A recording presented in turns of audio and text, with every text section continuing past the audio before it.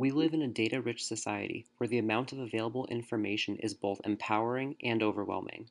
It can be difficult to determine which pieces of information are most important for different purposes, such as determining the systemic health of a city. We are surrounded by rankings of cities, which are determined based on subjectively selected criteria. There is a need for an objective method to select variables to contribute to systemic indicators of integrated health. By combining these methods with content knowledge, we hope to identify the most useful information for accurately characterizing systemic health. We introduce a novel method for inferring a functional network from big data that can inform this variable selection. The network finds the most meaningful interdependencies among pairs of variables, which then informs variable selection. The underlying concept guiding this method is called maximum transfer entropy. Transfer entropy represents the amount of information contained in one variable about another, considering both histories. In this way, we build optimal information networks, which contain the necessary and sufficient information for predicting systemic variable patterns of complex systems, such as integrated health of a city. Using transfer entropy, we build the optimal information network, which contains the most meaningful connections among pairs of variables. Inclusion of connections in this network, referred to as edges, is based on transfer entropy values and selection of a threshold for inclusion. Including too many or too few edges in this network can lead to oversaturation of information or inadequate information. This network is the optimal information network because it maximizes the useful information from the dataset while avoiding redundancy. Because transfer entropy is directed, all of the edges in the network have arrows. That is how data reduction is inferred.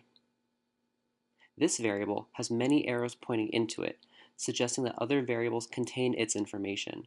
Therefore, it does not contribute much unique information and will not be included in our systemic health indicator. Based on remaining variables, we can calculate an integrated health measure. An example is shown in these maps. In our example, higher values of integrated health indicate worse systemic health. The dots on the map represent integrated health in different US cities, with green dots indicating low scores and better health, and red dots indicating high scores and worse health. In our dataset, some cities, such as Detroit, have high values, indicating worse health for all years. Others, such as San Francisco, have low values and good health for all years. Some cities, such as Philadelphia, show variation among years. Cross-sectional comparisons show that cities in California tend to do better than the rest of the country in terms of health, and Midwestern cities tend to have worse health outcomes, which contradicts previous work. Through optimal information networks, we can estimate probabilities of cities to have good or poor systemic health. The distribution of our calculated integrated health metric shows these three ranges where integrated health values typically lie. Tipping point theories suggest that it is difficult to move across these ranges, evidenced by the fact that there are few cities that have values lying outside these three groups. This suggests that, unfortunately, it is very difficult to build a very healthy city. Optimal information networks have extensions outside of building an integrated health indicator. By incorporating other factors such as transportation, food systems, or geographic features, we can determine the most important connections with various health outcomes. Examples include influenza, foodborne diseases, and waterborne diseases.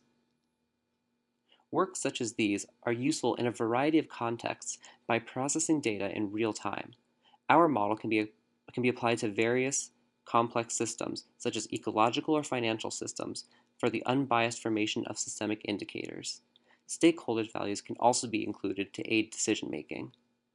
You can read more about our paper in Science Advances and contact the Complexity Lab.